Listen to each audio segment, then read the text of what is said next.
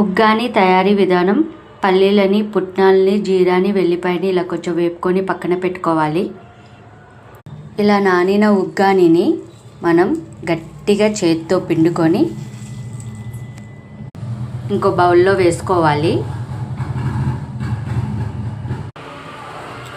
ఆనియన్స్ని, గ్రీన్ చిల్లీస్ని ఇలా కోసుకొని ఒక బౌల్లో పెట్టుకోవాలి.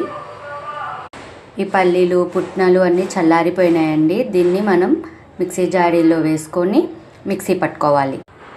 ఇందులోనే కొంచెం కారం వేసుకోవాలి, సాల్ట్ వేసుకోవాలి. దీన్ని ఇప్పుడు మిక్స్ చేసుకుందాం మనం. ఇలా మిక్సీ చేసుకోవాలి. మరీ మెత్తగా కాదు, మరి కొంచెం పలుకులు పలుకులుగా చేసుకుంటే చాలా బాగుంటుంది పంటికి తగులుతూ ఉంటే. ఇలా స్టవ్ మీద కళాయి పెట్టుకొని నూనెని వేడి చేసి పోపు గింజలు వేసుకోవాలి. ఎండుమిర్చి వేసుకోవాలి. ఇందులో ఆనియన్స్ అండ్ గ్రీన్ చిల్లీస్ వేసుకోవాలి. వేసుకొని తిప్పుకోవాలి. ఇలా ఆనియన్స్, పచ్చిమిరపకాయలు వేగిన తర్వాత ఒక టమాటో వేసుకోవాలి. ఆల్రెడీ మనం పౌడర్లో వేసుకున్నాం కదండి, ఇందులో కొంచెం వేసుకోండి సాల్ట్. ఇప్పుడు ఇందులో నానబెట్టి బయటికి తీసిన మరమరాలు వేసుకోవాలి. కొంచెం పసుపు వేసుకోండి. మనం మిక్స్ చేసి పెట్టుకున్న పౌడర్ని వేసుకోవాలి.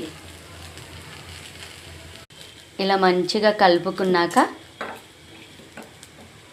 కొత్తిమీర ఆకులు వేసుకోవాలి. చూసారా అండి ఎలా అయిపోయిందో మంచిగా. ఇందులో నిమ్మకాయ కూడా పిండుకోవచ్చు.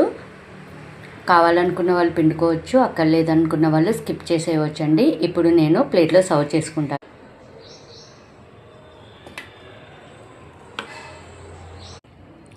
ప్లేట్లో సర్వ్ చేసుకున్నానండి. ఇప్పుడు టేస్ట్ చేసి వేడివేడిగా ఎలా ఉందో చెప్తాను.